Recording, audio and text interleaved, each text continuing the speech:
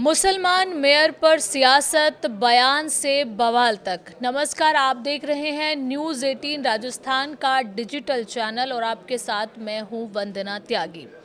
क्या किसी शहर का मेयर उसका धर्म देखकर चुना जाना चाहिए? जब देश का राष्ट्रपति मुसलमान हो सकता है तो मुंबई का मेयर क्यों नहीं? इसी सवाल ने महाराष्ट्र की राजनीति में एक नया विवाद खड़ा कर दिया है। क्या है पूरा मसला, वो कैसे विवाद शुरू हुआ, किसने क्या कहा, सब बताएंगे। लेकिन सबसे पहले बताते हैं कि कैसे विवाद की शुरुआत हुई।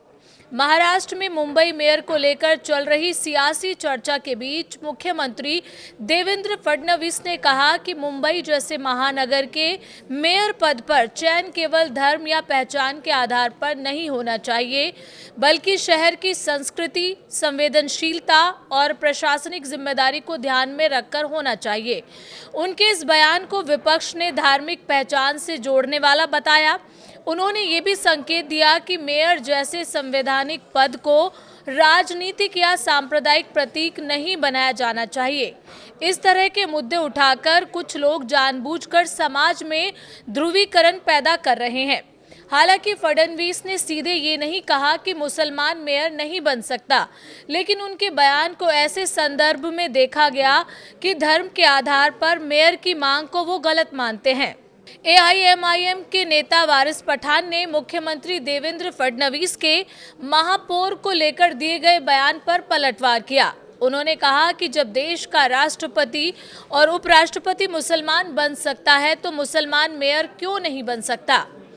मुंबई में वारिस पठान ने कहा कि ताज्जुब है कि संविधान की शपथ लेकर देवेंद्र फडणवीस सीएम बने हैं, लेकिन वो संविधान को नहीं मानते।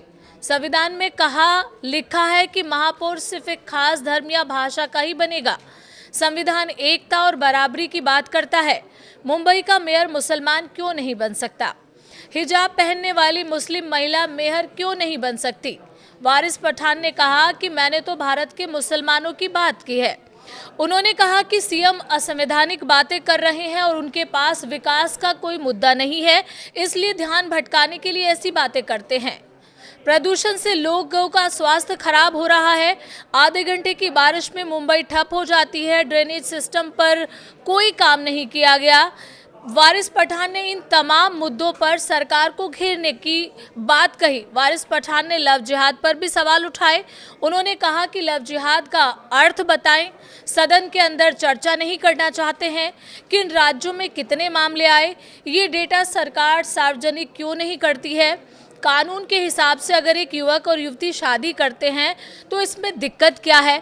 भाजपा नेताओं ने मुसलमानों से शादी की है, क्या इसे भी लव जिहाद कहते हैं? बॉलीवुड में भी ऐसा ही हुआ है, क्या वो भी लव जिहाद है?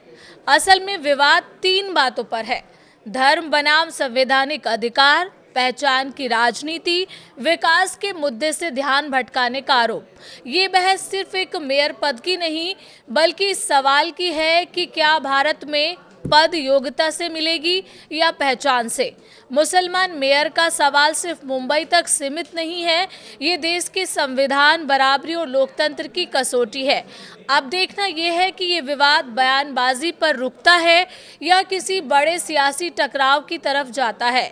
देवेंद्र फडणवीस ने सीधे धर्म पर रोक की बात नहीं की, लेकिन मेयर पद को धार्मिक पहचान से जोड़ने की राजनीति का विरोध किया और यहीं से ये बयान विवाद का केंद्र बन गया।